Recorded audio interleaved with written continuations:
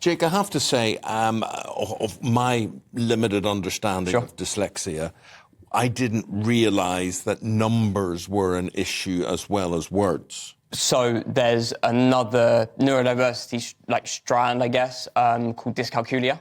So you've got dyslexia and dyscalculia, and they are two separate things. Dyslexia has been something that has been more common and more commonly diagnosed over the past 20 years or so, with dyscalculia now really coming to the fore and something that's being understood much more. How widespread is that? I think it's less common than dyslexia. Personally, I suffer with numbers as well as letters and words. Do you? I find numbers really tricky. But do you find timekeeping tricky? I'm not going to lie, yes. I feel that dyslexia is so much more than reading and writing. It allows us a different way of thinking. And I think that if society can be more open to that, I'm not looking for sympathy, at all. I'm looking for people to be more understanding. And whether that be in the education system, whether that be in employment, for society to really become more aware. that is the whole thing. That is the whole thing. It's all of us understanding what we're actually dealing with here. Now, I looked at this and initially I'm thinking, what is this employment judge talking about? Because all you have to worry about is your alarm going off, the noise, boom. But then I forget, OK, so you go, you brush your teeth, you have a shower, whatever, and you don't know if 5 minutes has elapsed or 17 minutes has elapsed, really. That's what you're saying. Not so much. I think that, for me personally, if I'm going, for example, if I'm going on holiday and I have to pack my suitcase, the actual thought of packing a case actually hurts my head, and organising myself hurts my head. It's down to organisation. It hurts my head too, mate. But there you go. It's actually something that I find challenging. But whereas if I'm if I'm more in a work setting and I feel like my work is quite in a creative sense, I find that easier to organise myself in that sense. So look, you're asking for people to be more understanding. I'm very happy to do that, and endless sympathy for that situation. But there will be people listening and watching to this who say, "Hang on a minute.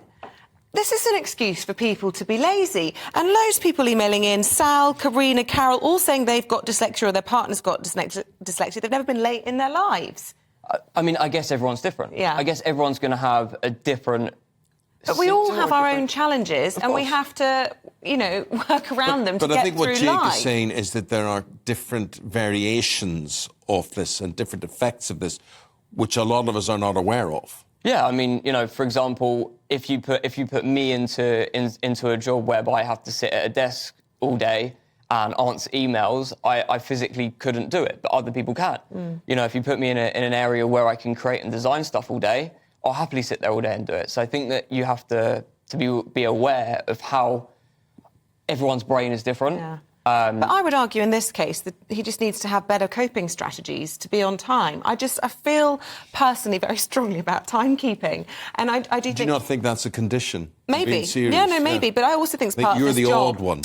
Always, it's me. I'm just saying. I just think, this job does make us very time aware, and we can't afford to be late. If we miss the top of the hour, then we don't get on the TV.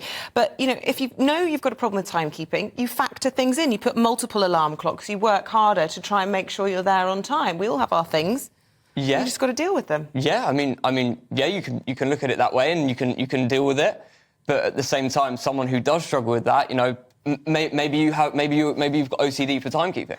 Maybe. So, and maybe that's your thing. Yeah. I'm completely aware that being late is unacceptable, and I feel when I am late, I feel like I've let that person down. Oh, no, now you make me feel bad. No, I'm not trying to make you feel bad. I'm not at all. I don't want to make you feel bad. Like I said, I'm not looking for sympathy. I'm just saying how it can affect different areas of life. Well, look, we're being educated, aren't we? We're learning more about it all the time, and you put your case very passionately, and the last thing we want to do is make anyone feel bad.